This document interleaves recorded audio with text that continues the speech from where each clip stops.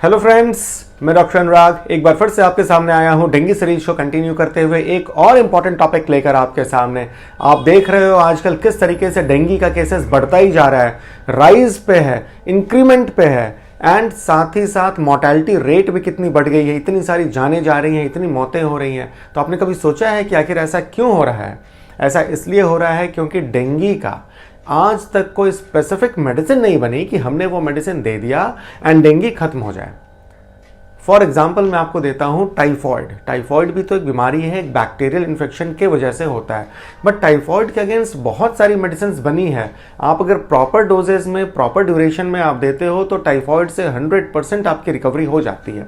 But dengue के against कोई एक मेडिसिन आज तक नहीं बनी जो हमने दे दिया एंड वो रिकवरी आपको करवा पाए। तो यहाँ पे डेंगू से बचने का सबसे अच्छा उपाय है नॉलेज। मैंने इस डेंगू सीरीज को जब से शुरू किया है अपने हर वीडियो में आपको बोला है, सतर्क रहें, सुरक्षित रहें। आप अगर सतर्क रहेंगे, आपको अगर पता है कि डेंगू का क्या क्या फेजेज है, किस फेज में डेंगू आता है, तो आप अपने आप को सुरक्षित कर सकते हैं एंड अपने परिवारजनों को भी आप सुरक्षित कर सकते हैं। तो इसलिए आपको ये जानना बहुत ज़रूरी है कि डेंगू का क्या क्या फेजेज है, क्या कॉम्प्लिकेशंस हैं, क्या और सारी जानकारियां हैं डेंगू से रिलेटेड। तो हमारे इस वीडियो में बने रहें, हमारे चैनल को सब्सक्राइब भी करते रहें ताकि आपको भी time to time, day to date updates मिलता रहे।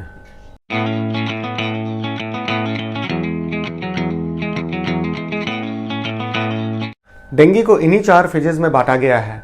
पहला फेज है इंक्यूबेशन पीरियड, दूसरा फेज है वायरेमिक जहां पे आपको सिम्टम्स देखने को मिलता है, तीसरा फेज है नॉन वायरेमिक लेकिन ये क्रिटिकल फेज कहलाता है, एंड चौथा फेज है ये भी नॉन वायरेमिक लेकिन यहाँ रिकवरी आपकी शुरू हो जाती है। तो आज इस वीडियो में हम लोग इन्हीं चारों फेजेस को जानेंगे, समझेंगे अच्छे से।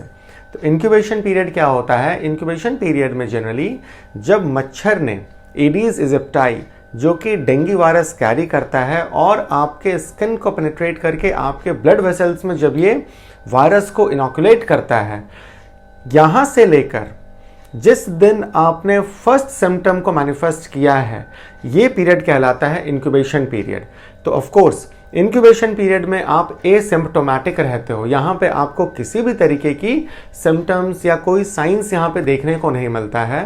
अब आपका शुरू होता है वायरेमिक फेज, ये वाला फेज जहाँ पे वायरस आपके बॉडी के सर्कुलेशन में घूमना शुरू करता है।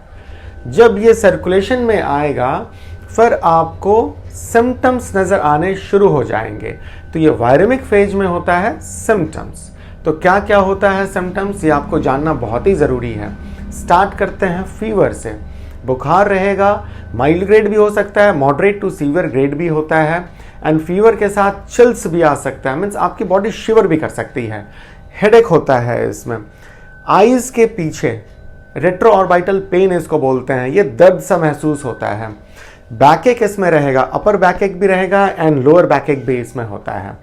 नोजिया फीलिंग सी रहेगी, ऐसा लगता है कि अब मुझे वॉमिटिंग आने को है एंड कभी कभी तो वॉमिटिंग भी हो जाती है ऐसे कंडीशन में। पेट में काफ़ी दर्द सा रहता है बना हुआ। मसल्स में जनरलाइज मस्कुलर पेन होता है इसमें। जॉइंट्स पे अगर आप देखो तो जॉइंट में भी इसमें काफ़ी पेन रहता है, छोटे छोटे जॉइंट्स में भी रहता है, जो बड़े वाले जॉइंट्स हैं वहाँ भी आपको पेन होता है। धीरे धीरे धीरे कर वीकनेस आ जाती है आपके बॉडी में, खाने की इच्छा आपकी बिल्कुल कम हो जाती है। कुछ केसेस में आप इरिटेबिलिटी से आ जाती है आपके ब्रेन में, आपके मूड में, पेशेंट्स काफ़ी इरिटेबल से हो जाते हैं। तो ये कुछ सिम्टम्स हैं जो वायरेमिक फेज में आपको देखने को मिलता है। लेकिन एक बात यहाँ जानने की ज़रूरत है, हर पेशेंट में हर सिम्टम्स देखने को नहीं मिलेगा। जितने सिम्टम्स मैंने अभी आपको गिनाए हैं, ज़रूरी नहीं कि हर पेशेंट में वो सिम्टम आपको मिल जाए। कुछ पेशेंट में कुछ खास सिम्टम्स मिल सकता है, हो सकता है उनको केवल फीवर हो एंड हेडेक हो और कुछ भी ना हो सकता है कुछ पेशेंट को केवल फीवर हो, थोड़ा बैक एक कुछ भी ना हो सकता है कुछ पेशेंट्स को केवल फीवर ही हो और कुछ भी ना हो, पेट में दर्द भी ना हो, वॉमिटिंग भी ना हो। तो ये बहुत वेरियसली मैनिफेस्ट करता है डिफरेंट पेशेंट्स पे, डिपेंडिंग ऑन कि पेशेंट के बॉडी का स्ट्रक्चर क्या है एंड इस वायरस का वायरुलेंस कितना था। तो ये हो गई कुछ बातें आपको सिम्टम से रिलेटेड। एक बात और मैं यहाँ पर कहना चाहता हूँ, कुछ लोग यहाँ पे एसिम्टोमेटिक भी रह जाते हैं। अगर आप यहाँ पे टेस्टिंग कराओगे तो टेस्टिंग में ऑफकोर्स डेंगू इन्फेक्शन पॉजिटिव ज़रूर आएगा, बट कुछ लोग बिल्कुल एसिम्टोमेटिक रह जाते हैं। उन्हें पता ही नहीं होता है कि उनमें फीवर भी हुआ था, पेट में दर्द भी हुआ था, उल्टी भी हुई थी, कुछ नहीं होगा उन्हें। तो इन सब कुछ बातों को आपको जानना बहुत ज़रूरी था। अब हम लोग बात करते हैं अपने तीसरे फेज की। तीसरा फेज होता है critical phase. But critical phase में जाने से पहले आपको वार्निंग साइंस को भी जानना ज़रूरी होता है, क्योंकि क्रिटिकल फेज में जनरली वही पेशेंट जाते हैं जिनमें वार्निंग साइंस देखने को मिलता है। एंड जैसा कि मैंने अपने पुराने वीडियो में भी आपको बता रखा था कि क्रिटिकल फेज तभी शुरू होता है जिस दिन आपका फीवर डाउन हो गया है।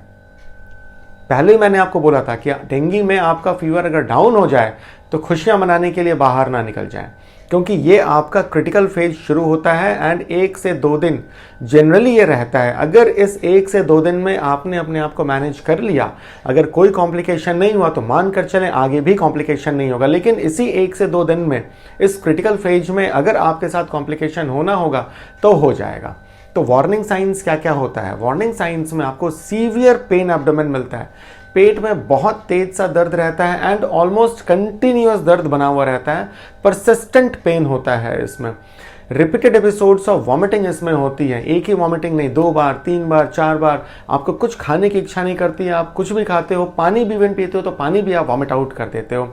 इरिटेबिलिटी बहुत रहती है इसमें, आप बहुत बेचैन से इसमें रहते हो, हेडेक इसमें बना हुआ रहता है।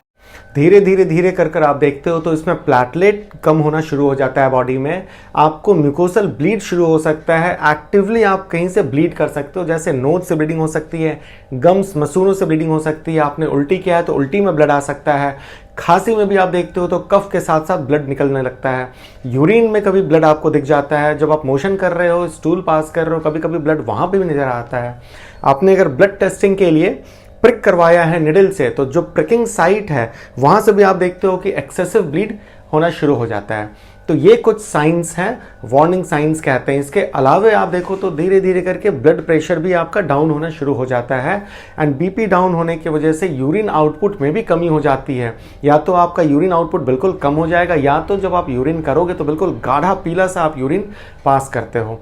तो ये कुछ वार्निंग साइंस हैं जो आपको हमेशा ध्यान में रखना है। अगर ऐसे वार्निंग साइंस आपको मिल रहा है तो इमीडिएटली आपको हॉस्पिटल भी जाना हो सकता है और अपने आप को एडमिट भी कराना हो सकता है। इसलिए मैंने पहले ही बोला कि सतर्क रहें एंड सुरक्षित रहें। आप अगर अर्ली स्टेजेस में फेजेस में अपने आप को पकड़ लोगे कि हाँ प्रॉब्लम आपकी बढ़ रही है एंड इमीडिएटली आप अगर चले जाते हो, हॉस्पिटलाइज हो जाते हो, तो शायद आप इजिली रिकवर कर जाओ इस फेज से। अब हम लोग बात करते हैं अपने तीसरे फेज की, जिसको क्रिटिकल फेज कहते हैं। तो क्रिटिकल फेज में वायरस आपके बॉडी से जा चुका है। आपने देखा इनिशियल फेज में, वायरीमिया के फेज में आपको सिम्टम्स मिलता था जब वायरस घूम रहा था सर्कुलेशन में। अब ये फेज है क्रिटिकल, यहाँ पे वायरस नहीं है लेकिन इसका आफ्टर इफेक्ट आपको देखने को मिलता है। जनरली 2 पॉइंट्स आपको यहाँ पे कंसिडर करना है, पहला प्लेटलेट से रिलेटेड एंड दूसरा ब्लड प्रेशर से रिलेटेड। यहाँ पे प्लेटलेट कम हो जाता है जिसको थ्रोम्बोसाइटोपिनिया बोलते हैं।